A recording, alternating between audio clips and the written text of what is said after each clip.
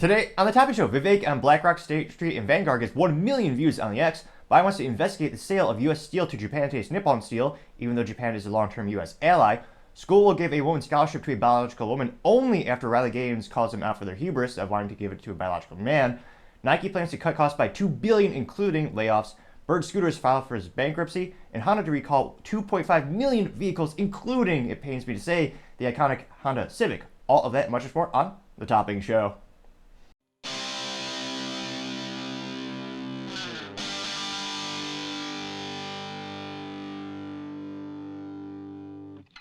Thank you everyone for taking the time to tune in today. Today's episode of Topping Show is sponsored by Topping Technologies. Topping Technologies is an IT value-added reseller and services company with a special proficiency in IT security.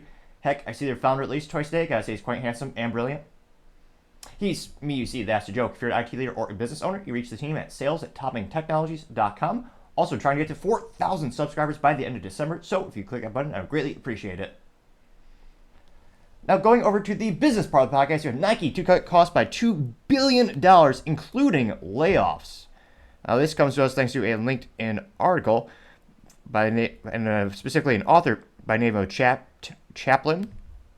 And they know that Nike plans to slash up to $2 billion in costs by quote-unquote streamlining the company, as well as simplifying product assortment and increasing automation, which I guess they'll destroy some of those jobs for kids in Vietnam, but nevertheless, they'll create new jobs for the robots and people who maintain the robots.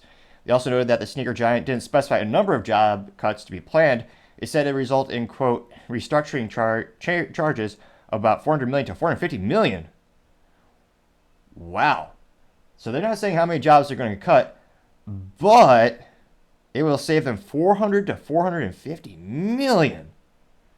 That is a pretty penny, and I was going to say, good news if you're a Nike shareholder. That's going to be huge dividends and efficiencies, which, I mean, on that note, I can't but wonder, how has their stock been doing lately? At least the 5-year, let's look at the trend really quick.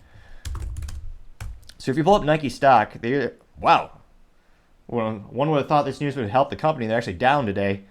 Down their stock is actually down 11.22% in the past day. Now, if you look at the long-term trend of Nike, geez Louise, still, the max is still a ridiculous return on investment. If you could have invested them back in the 80s, let's just say you never have to work again a day of your life. The all-time life of the stock value has increased 47,202.17%. Pretty darn good investment long-term. Now, going back to the more shorter term, the 5-year trend, they increased their stock value by 48.34%. In the past 1 year, they're down negative 6.79%. So they started off the year around $116 per share, and they're at 108.79%, or $108.79 per share. Year to date, they're down 8.39%. In the past 6 months, it's basically break even. It's only down 1.51%. In the past month, it's increased by 0.81%, and 5-day trend is down negative 10.46%. And, well, that's partially because their sales figures and their outlook were, not great. We'll dive that in a second. Now, well, actually, fraction of a second right now. Now, Nike reported an annual 19% increase in net income for the fiscal second quarter Thursday, totaling $1.6 billion, and revenue $113.4 billion, 1% higher year over year. Nike's gross margin, which had declined year over year for 6 straight quarters, rose the most recent one by 170 basis points to 44.6%, mostly through discounted product sales. They know that the company has been laying off employees in recent weeks, according to the Oregonian news site, in its recruitment, sourcing, brand, engineering, and human resources and innovation units. Now, going to the fiscal, more of the impact of the company, pulling up some of their other data. So again, interestingly enough, their gross margin increased, and the stock still went down, I suspect partially because of the news. Well, let's see here. That there's planning to cut $2 billion. Boost automation, work harder to attract customers and new products. Let's see here.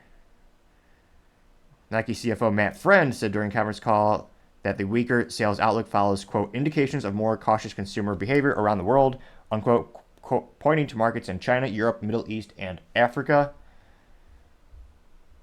Let's which I guess makes sense in terms of economic turmoil and uncertainty in the market. How many people really need to buy a Nike?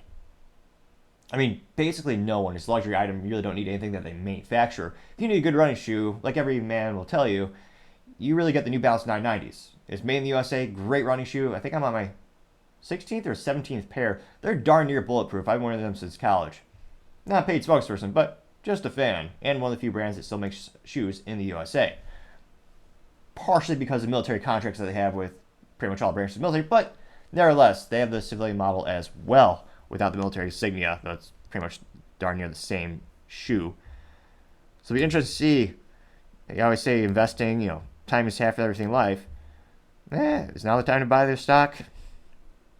I don't know. I don't give it financial advice. I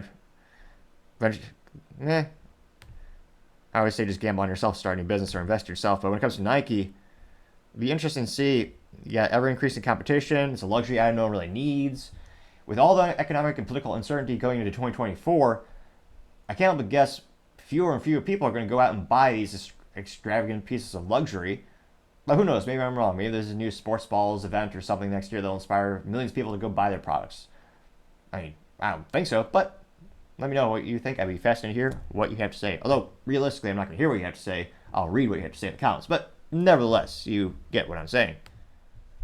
Thank you, everyone, again, for taking the time to tune in today. Again, we're trying to get to 4,000 subscribers by the end of December. Still a little bit of time, so you click that button. I greatly appreciate it. Also, leaving a comment is a great way to give me some additional feedback. Let me know how I can make the show better and better, as I do want to constantly improve the product and make everyone more excited to tune in and tune in again. Also, leaving a thumbs up is a great way to let me know I'm on the right track, as well as I think it helps with the YouTube algorithm to get shared more. Lastly, don't forget to take time to tell your family, tell your friends, tell your coworkers, heck, tell your enemies, tell anyone and everyone. Just stay safe, fight the good fight.